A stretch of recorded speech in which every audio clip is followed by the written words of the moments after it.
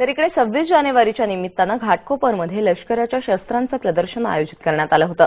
Mission 2020 आणि भारतीय लष्कराने हे प्रदर्शन आयोजित केलं होतं।